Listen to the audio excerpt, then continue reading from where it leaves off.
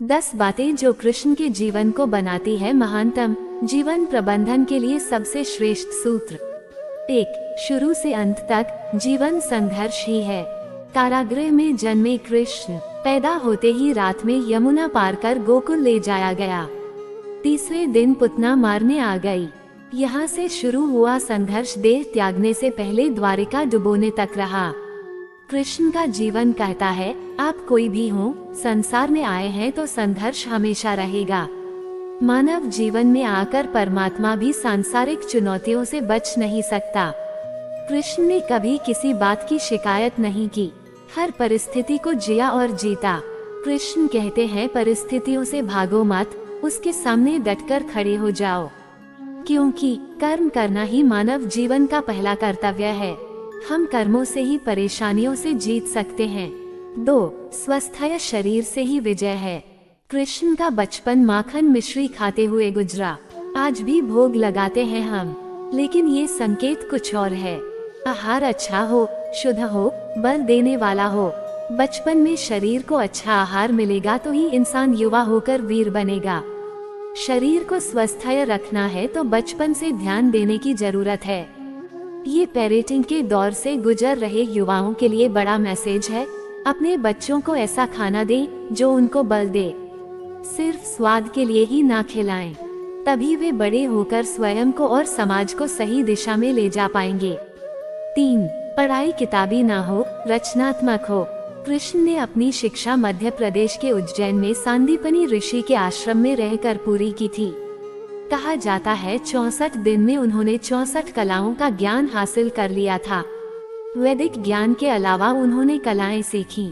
शिक्षा ऐसी ही होनी चाहिए जो हमारे व्यक्तित्व का रचनात्मक विकास करे।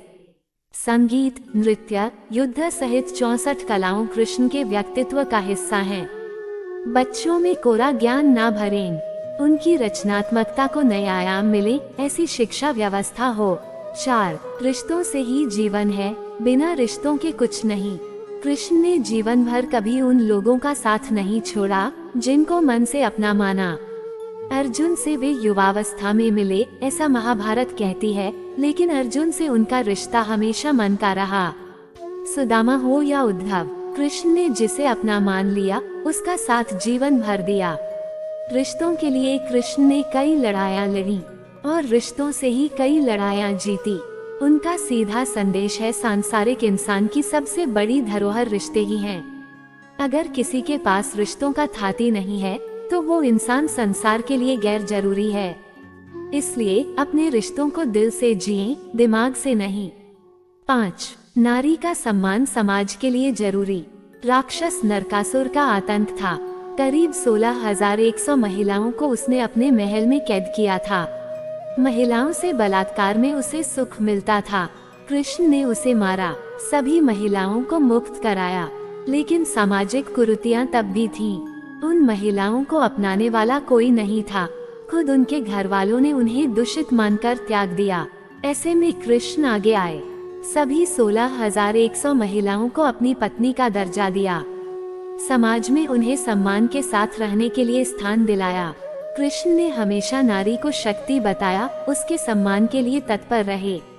पूरी महाभारत नारी के सम्मान के लिए ही लड़ी गई। आप कृष्ण भक्त हैं तो अपने आसपास की महिलाओं का पूरा सम्मान करें। कृष्ण की कृपा पाने का ये सरलतम मार्ग है।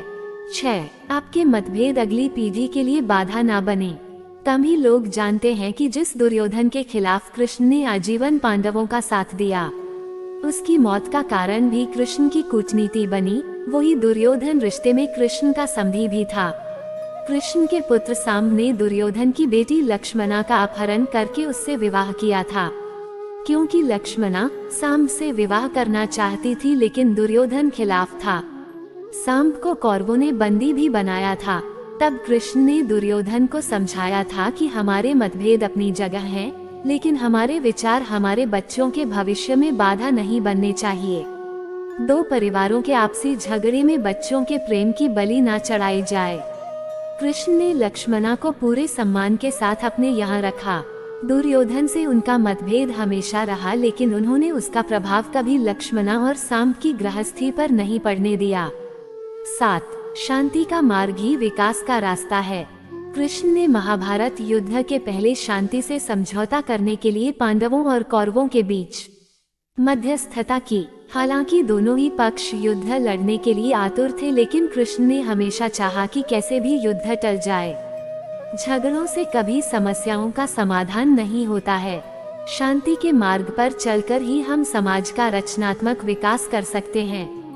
कृष्ण ने समाज की शांति से मन की शांति तक दुनिया को ये समझाया कि कोई भी परेशानी तब तक मिट नहीं सकती जब तक वहाँ शांति ना हो, फिर चाहे वो समाज हो या हमारा खुद का मन। शांति से ही सुख मिल सकता है, साधनों से नहीं। 8. हमेशा दूरगामी परिणाम सोचें। महाभारत में जुए की घटना के बाद पांडवों को वनवास हो गया। कृष्ण ने अर्जुन को समझाया कि ये समय भविष्य के लिए तैयारी करने का है। महादेव शिव, देवराज इंद्र और दुर्गा की तपस्या करने को कहा। कृष्ण जानते थे कि दुर्योधन को कितना भी समझाया जाए, वो पांडवों को कभी उनका राज्य नहीं लौटाएगा। तब शक्ति और सामर्थ्य की जरूरत होगी। कर्ण के कुंडल कवच पांडवों की जीत में आड़े आएंगे, ये भी वे जानते थे। उन्होंने हर चीज पर बहुत दूरगामी सोच रखी। कोई भी फैसला तात्कालिक आवेश में नहीं लिया। हर चीज के लिए आने वाली पीढ़ियों तक का सोचा। यही सोच समाज का निर्माण करती है। 9. हर परिस्थिति में मन शांत और दिमाग स्थिर रहे। पांडवों के राजसूय यज्ञ में शिशुपाल कृष्ण को अपशब्द कहता रहा। छोटा भाई था लेकिन मर्यादाएं तोड़ दी। पूरी सभा चकित थी, कुछ क्रोधित भी थे, लेकिन कृष्ण शांत थे, मुस्कुरा रहे थे। शांति दूत बनकर गए तो दुर्योधन ने अपमान किया। कृष्ण शांत रहे। अगर हमारा दिमाग स्थिर है, मन शांत है, तभी हम कोई सही निर्णय ले पाएंगे। आवेश में हमेशा हादसे होते हैं, ये कृष्ण सिखाते हैं। विपरीत परिस्थितियों में भी कभी विचलित नहीं होने का गुण कृष्ण से बेहतर कोई नहीं जानता। 10. लीडर बने, श्रेय लेने की होड़ से बचें। कृष्ण ने दुनिया भर के राजाओं को जीता था। जहाँ ऐसे राजाओं का राज था जो भ्रष्ट थे, जैसे जरासंध, लेकिन कभी किसी राजा का सिंहासन नहीं छीना। कृष्ण के पूरे जीवन में कभी ऐसा नहीं हुआ कि उन्होंने किसी राजा को मारकर उसका शासन खुद लिया हो। जरासंध को मारकर उसके बेटे को राजा बनाया, जो चरित्र का अच्छा था। सभी जगह ऐसे लोगों को बैठाया जो धर्म को जानते थे। कभी किंग नहीं बने, हमेशा किंगमेकर की भूमिका में रहे। महाभारत युद्ध में भी खुद हथियार नहीं उठाया। पूरा युद्ध कूटनीति से लड़ा, पांडवों को सलाह देते रहे, लेकिन जीतने का श्रेय भीम और अर्जुन को दिया। कहानी नेटवर्क वॉइस वीडियो अच्छा लगे तो एक लाइक करें, चैनल पर नए हैं तो सब्सक्राइब करें। धन्यवाद।